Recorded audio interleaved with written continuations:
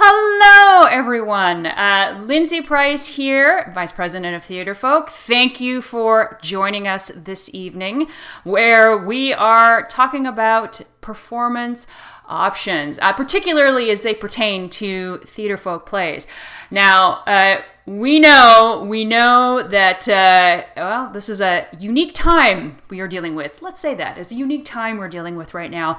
And there are a variety of possible options and possible scenarios. And we know that many of you have no idea what scenario you may be looking at for performances.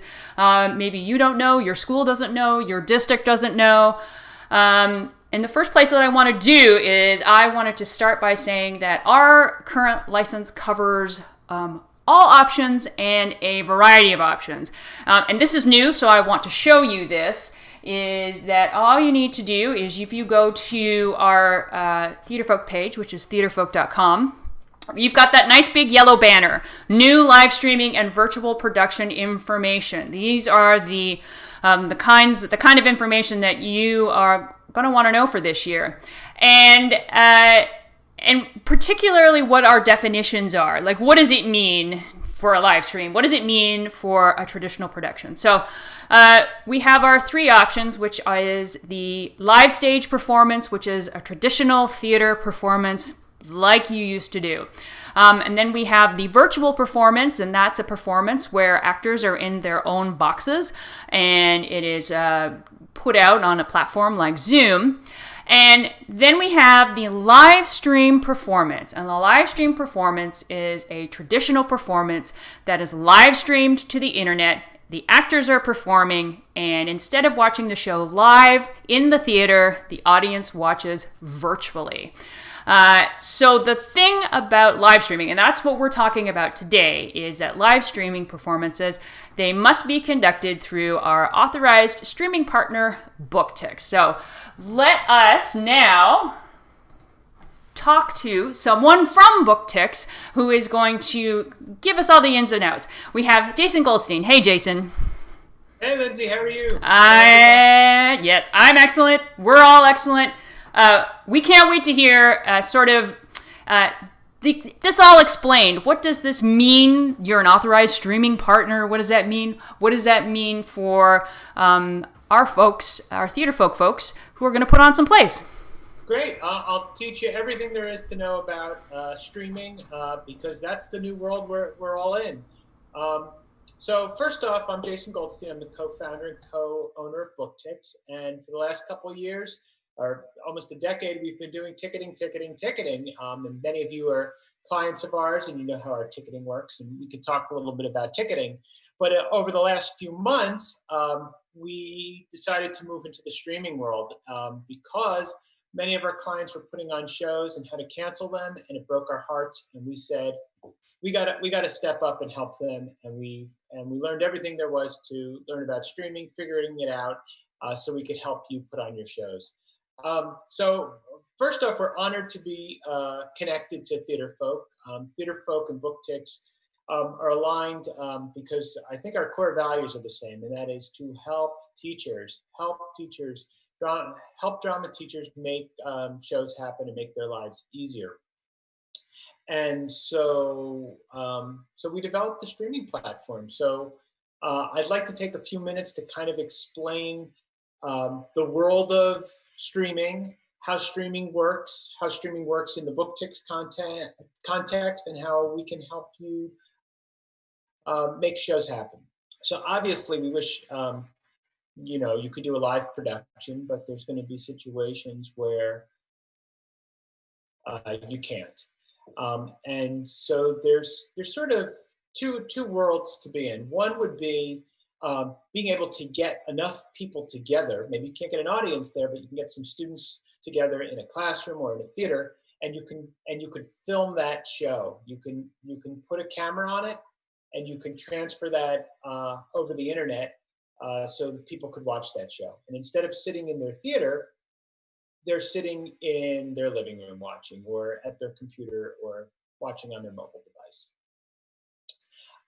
So what BookTix is offering is the opportunity to take your show, whether it's pre-recorded or live, put it through the BookTix secure servers, and allow your patrons to buy tickets and watch within a player, as it were, on their computer and mobile devices.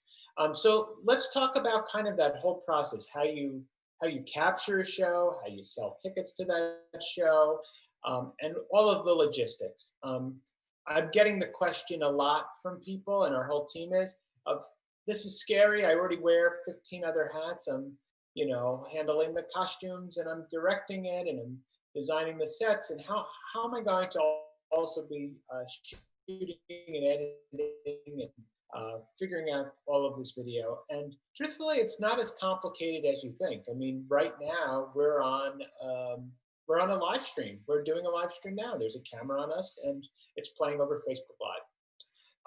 So let's get into some of the nitty gritty, as it were.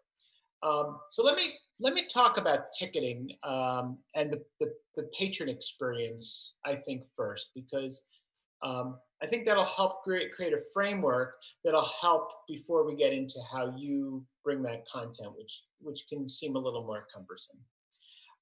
So I'm going to share my screen and just show you, generally speaking, the BookTix platform. So, and many of you are customers already, so you know how this works.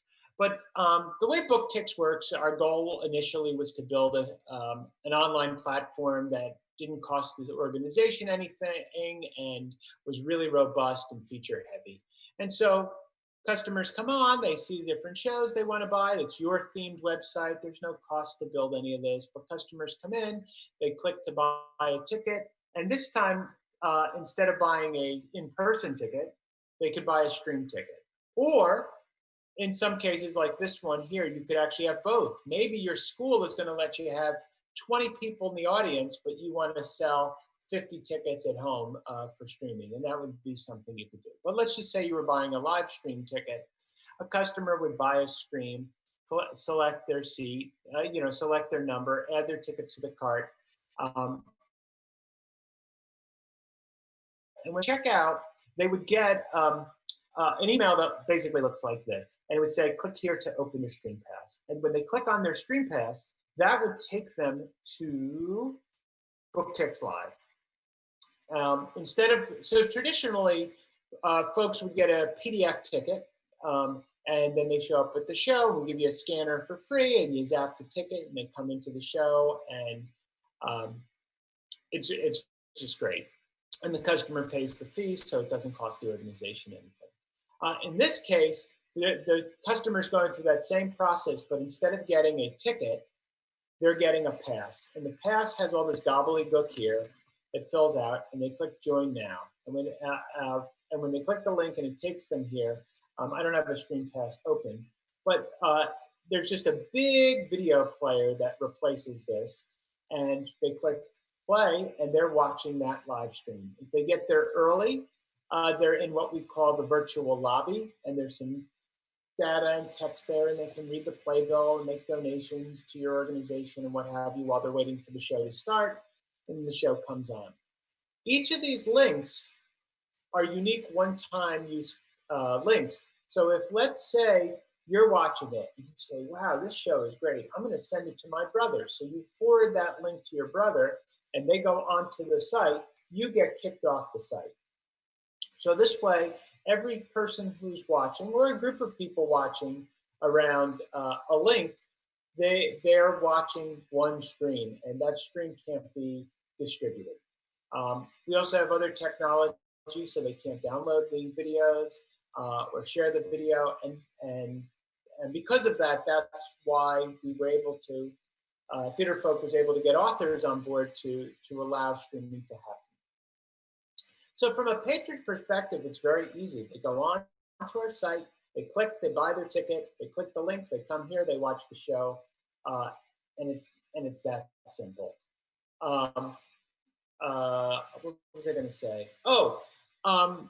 Some of you may be using other ticketing services out there, and you should be using BookTix. We think we're the strongest, but everybody maybe your school has a system already, or it was so difficult to get another one of our competitors approved in your district, or you just have a benefit, your customers are used to it, whatever.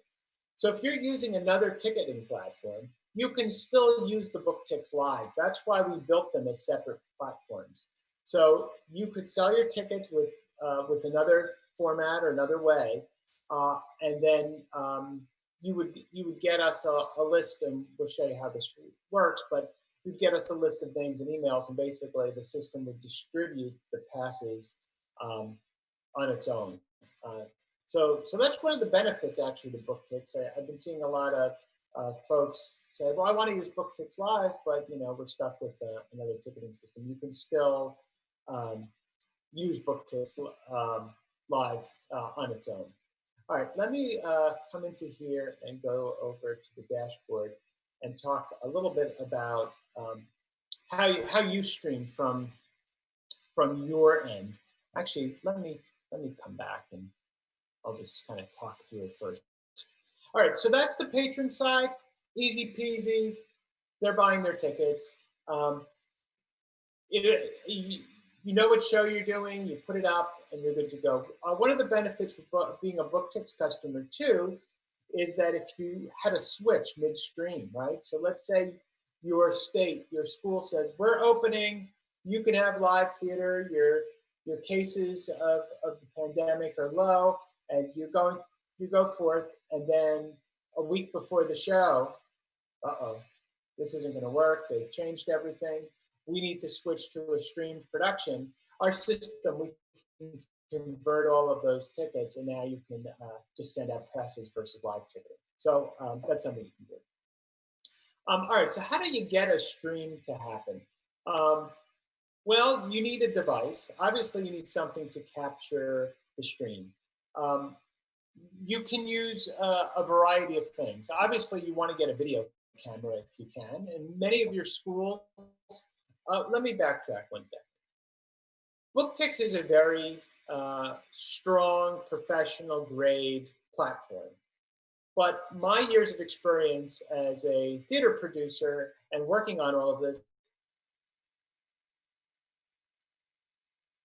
so we try to do everything on the cheap. We try to do things in a way that isn't going to break your bank and cost you money. So as I talk about this, I don't want to limit your dreams. If you have the budget and the resources, and you can order, professional level cameras, and you can get a crew there, great. But I'm going to be talking about a more realistic approach because many times there isn't the budget for that.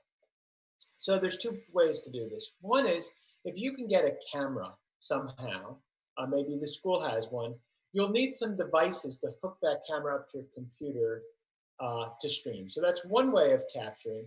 And the other way to capture is to use mobile technology, which you probably have it at the ready. And that is, a phone or an iPad or something. It really depends on what kind of stream you want to send and how complicated you want to get. So let's start with the kind of the mobile setup, which is probably where many of you would want to start on a kind of simple first time. All right, so step one, as you normally would do, you call up Theatrefolk, you email them, you say, we found the play we love, we're going to get the rights, and you decide on what show you want to do. And then at that point, you have to figure out where you're going to present it and who's going to be in it, and all of the necessary producing capabilities. But when you go to do the show, you have to film it somehow. And so when you get, so let's say you have your, let's say you have an iPad, you have your iPad or whatever. There's a decent camera in them. It's a one camera shoot. So really you have to think about from your staging and your lighting, how you're going to do that. Obviously mobile is not the ideal way to do it, but if you're doing a small one act play in kind of a classroom setting or on stage, you can use a mobile device. The problem with a mobile device is that if you're moving it around a lot as you're filming, you're going to get a very shaky picture. So the key is to find a tripod, and I'm sure maybe at your school or maybe there's a parent, somebody has a photography or film camera tripod. You'll want to try to get yourself one of these kind of clip things. These are great because you can hook your iPad or your iPhone or your Android device onto your tripod, and that'll prevent shakiness. Another piece you're going to have to think about is sound, and the sound pickup on some of these devices isn't great. I will like to say this. BookTicks goes above and beyond. The staff we've hired, I would give them the keys to the castle. I trust them so much. So if you wanted to talk about your unique situation and types of equipment and how we can help you, we can talk for hours about all that with you. But there's many different microphone options. Like this is a little microphone that you could plug into your iPad that would pick up. There's other devices that you can get to hook up your soundboard. If you have a sound system into your iPad, etc. I'm just trying to show you that there's lots of ways to do this. But for the most part, we're going to go super simple. You have an iPhone, you have an iPad. You're going to put it on something so it doesn't rock around. A music stand, something. If you can get it on a tripod, that'd be great. You set it up and you film your show. You have to get that to the BookTix servers. Okay. Now I'm going to fast forward to the camera setup because the concept of connecting equipment to the server is a little more clear than it is when talking through apps. But there's a million free apps you can download. Our company supports 2 or 3 of them. And when I say supports, that means we've developed and built the tutorials so that we, as a company, can tell you, oh, yeah, go to this screen and type it in this way. Obviously, we can help you with any app you buy, but or download for free. But our staff is trained on certain ones so that we can write instructional guides and videos to help you with every step along the way. It's very important for us that you succeed, and so we will hold your hand through that process. Use a camera. To hook a camera up to a computer, you'll need what they call an encoder. And they sell these encoders all over the internet. There's 2 or 3 of them that we recommend. Again, because we want to build support materials, but you could go out and get a variety of them. We actually offer rental kits if you wanted to get these encoders. It comes in a box. You'll get all the wires. You'll get the encoder. You take your camera that you borrowed from someone. You take your computer. You connect the dots with this thing. You follow all of our instructions, and then we help you set up the software. And so that's a way to do it on kind of a larger setting. One of the encoders we rent actually is a switcher, and you can have up to 4 cameras. So if you were to do something where you wanted to maybe have a wide shot of the whole stage and then maybe one person trying to get close-ups, you could just switch back and forth to cover that. So that's something you can do as well. For people looking for something a little more grand. But what happens is, and there's other programs. There's ways to connect to a variety of software. But the main software we use is a very popular free software called OBS, Open Broadcast Suite, and it's really powerful. You can load up preloaded materials. You could load in graphics. You can have scenes. You can have live video. If you were to do pre-recorded and you want to, on your webcam, do a curtain speech, you could do that. You could play little video trailers and commercials. You could put up the ads before the show. Very powerful. But the way all streaming works, whether you're using the app or you're working in OBS, is you have to send your feed someplace. And our servers, which are all secure and set up for streaming, have unique what they call RTMP feeds. And you don't need to know what that means. You don't need to know what that is. All you need to know, and again, we'll help you through this process, is that on the app, or in OBS, you need to send it to that server, and then your patrons can watch the show. For all of our clients, we require. That sounds like we're forcing you. We try, but we require a couple days earlier to do a stream test. This way, you can test it on the actual platform. You can check your sound and your lighting and everything, and make sure it's going well. And then we can help troubleshoot if it isn't going well. Fix the color here or what have you. So I'm giving you some dense information. Lindsay, I don't know if there's some questions, but we can get into kind of more specific things. But the key is we want you to be successful producing your Theatrefolk shows.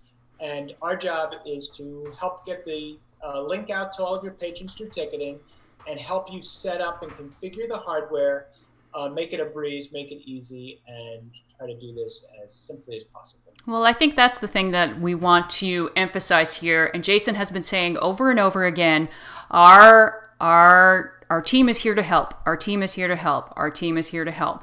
And if this sounds like this is beyond your scope, if this sounds like this is not something you're comfortable with, the reason that we are partnered with BookTix is because they believe they're not going to set you adrift, right, Jason? You're gonna help these folks have that successful show.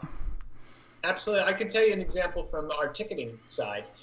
So we'll be at a conference and people will come up and they'll look and they'll say, "Oh, I'd love to do online ticketing, but I'm bad with computers. I can't do this. This is so hard, whatever." And I don't know. I'm not the pushiest of people, but I'll say, "Oh, come on, just try it. I think you'll like it." And they say, "I don't know. I said, "Well, just watch a demo, see." And they say, "All right, I'll take the risk." And then afterwards, they said, "This was so easy." I think it's because it seems foreign. If you're not familiar with the terminology and the technology, I mean, as theater folks, Theatrefolk, but as theater people, Theatrefolk, we make magic happen. And to the people on the other side of the curtain, they go, "Wow, how did that all happen?" And the magic we're doing on stage we're so used to. We know how to build sets, we know how to set up lighting, but to the audience, that effect was so transformative.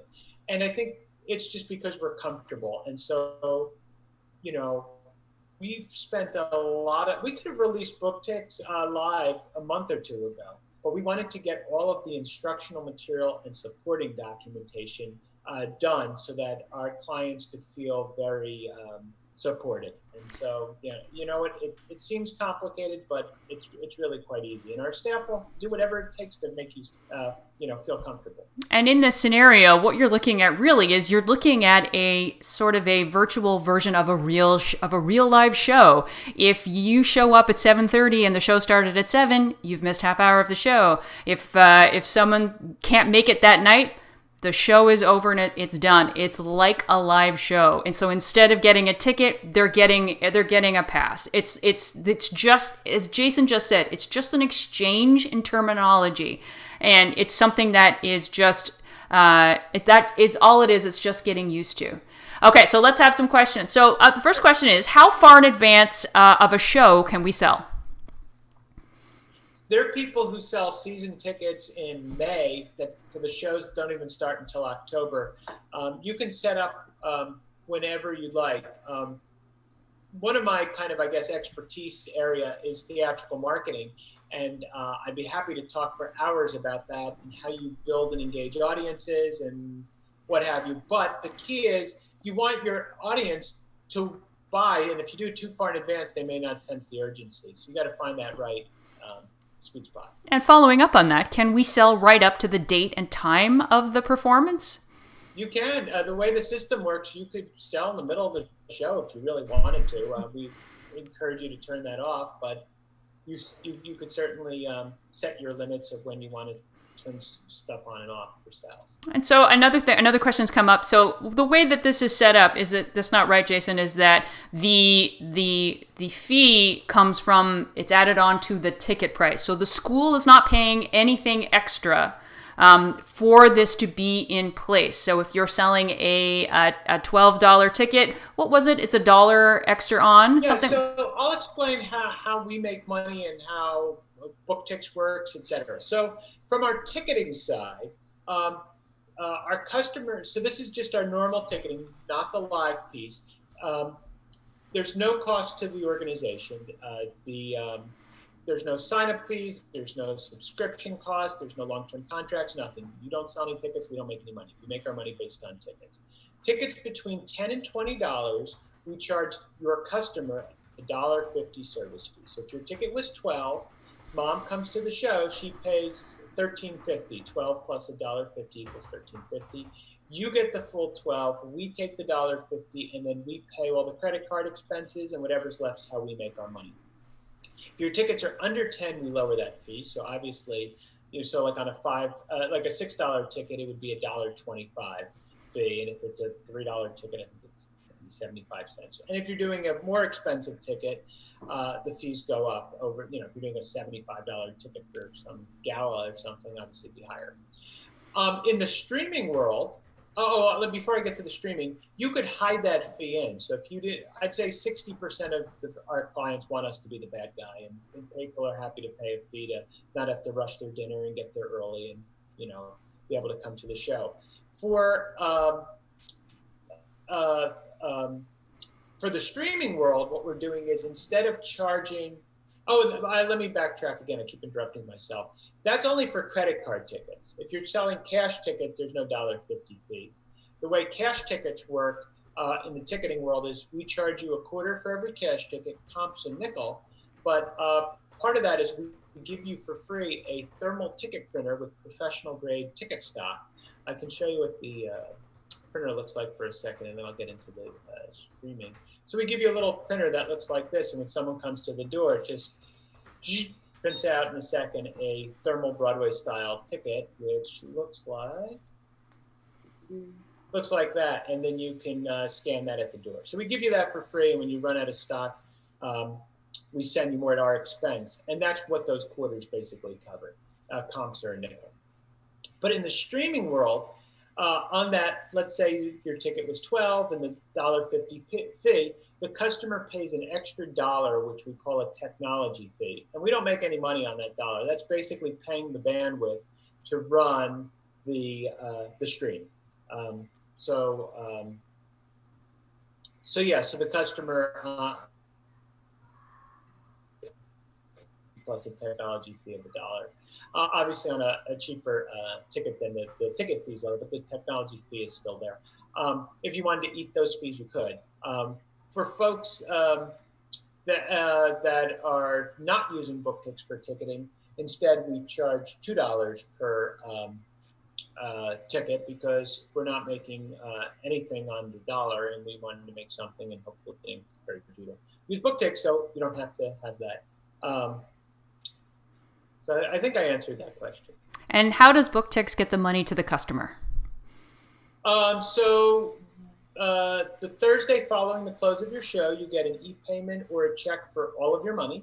If you need an early payout for cash flow to pay the rights, to pay lumber, whatever you need, just put in a request and we'll send you an early payout. All right, here's a, I think there's going to be a number of folks who are in this position. So this is a teacher who teaches in a Title I community, and a lot of the students' families actually don't have a debit or a credit card. How does that work for streaming? So these are folks that want to stream. They have computers. They just don't have the credit cards.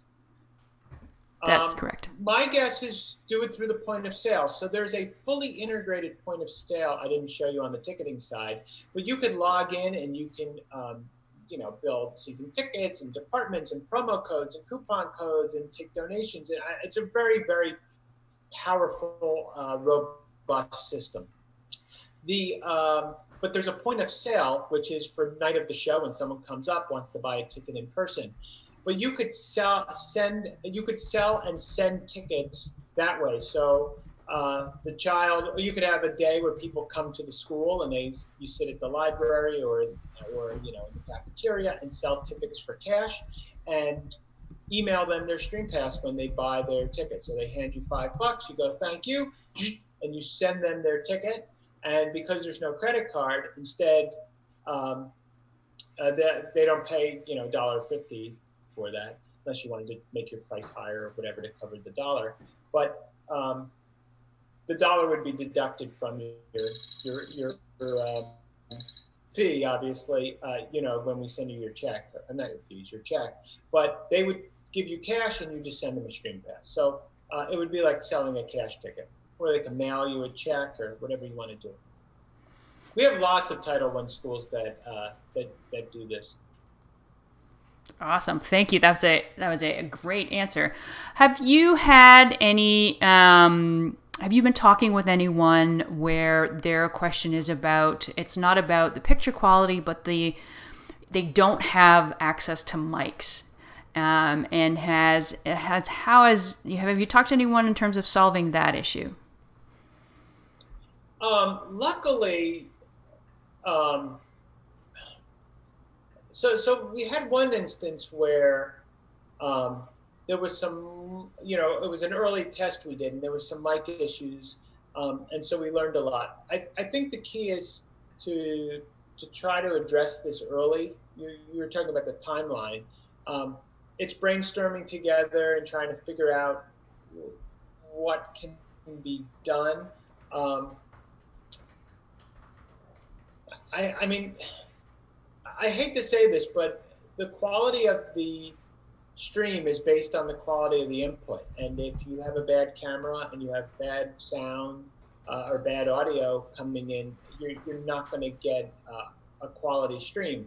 So there are a lot of tools out there that can be used. Like we found a way to on the iPad to convert the headphone jack into a mic jack and take a better signal. There's audio converter boxes that you could probably purchase or borrow or rent from somebody. And we can give you model numbers on that so that you could put up something. Is this a situation where the person has no access to microphones? I think so, but I think that this is something, they don't have access to mic, and their kids don't project at the it's a middle school, so it's that kind of thing, Jason. Where I would change the venue. Go for a smaller venue. Shoot this in the auditorium, and you have 700 seats. It's going to be tough, but if you could find a small classroom and take out all the seats, and you're going to get better audio that way. Awesome. Yeah. Now, you talked about how there were a million apps if you're going to do a mobile, and that you support a couple of apps. Well, we have this question. So what apps? Can you give a couple of examples? Yeah. So one of the apps, I'll pull up my iPad so I remember the names of them. We've been working with. So one is called Larix. Larix, which is a pretty popular app and pretty intuitive to use. The other is Wirecast, but there's tons and tons of them. We're still actually vetting some of the mobile apps. The majority of the streams we've done so far, our clients who were doing mobile already had favorite apps that they wanted, and the others decided that mobile wasn't for them and did, OBS or other streaming software and did it through the computer. But if any of your clients and customers have recommendations for apps that they really like, if they've had streaming experience, send them our way as well. But those have been the two that we're developing supporting materials for. And if this is something you can just say again, I think we want to reiterate that it's not necessary to use BookTix. Of course, for their ticketing side, of course, you would like them to use BookTix because you're BookTix. If someone has to use, they have to use, like, for example, their school's ticketing program, what again is then the cost that's added on? So then what happens is they would send us a list of emails and names. And they would upload them into the system. There's a way to do it and what have you. And then we would charge them $2 for every link that goes out. All right. I think that we are. Can you think of any questions that you normally get that people might not have thought of that that you're getting about this new thing, this new world that we're all in right now? Yeah, I mean, the biggest question that I get, and really, Lindsay, I think you could answer this much more than I could. Every day we get people saying, I love BookTix, I'm loyal to BookTix, I want to use BookTix. What shows can you stream? They say that all the time to us. And I say, contact Theatrefolk, they're a partner, see what they have. But knowing which shows make sense from a technological perspective, you want to have something, especially if you're just doing one mobile device, you want to have things that aren't moving around the stage in different pockets, and you have a lot of scenes. And so I'm sure you could probably speak to, and there's probably a list of some of the best titles from your catalog. I can't really speak to that, but I would think that things that are kind of they don't move around too much unless you're doing a multi-camera shoot. Well, as a matter of fact, on our on the page we go to on Theatrefolk, where we have the performance options, if you continue to scroll down, we've got all our plays here and what you can do with them. And if you see 3 green boxes, that means it is available for live stream, live stage performance, and a virtual performance. And at the moment, it's over 90% of our plays that can be done in this way. So if you come here and if there's a particular place you're looking for, you can click on the piece and you can read the sample pages. A lot of our plays are done where it is, you can do it with 2 cubes, and if you really wanted to, you could take away one of the cubes. And that is going to be something that will work for you pretty nicely. So that, I just wanted to show that. So if you are thinking about using our stuff and thinking about doing it in this way, if you come to the performance page, which you can find by clicking the big yellow bar on the Theatrefolk page, you will get to that information. Alrighty, Jason. So I think that we are going to wrap things up. Do you have any last words?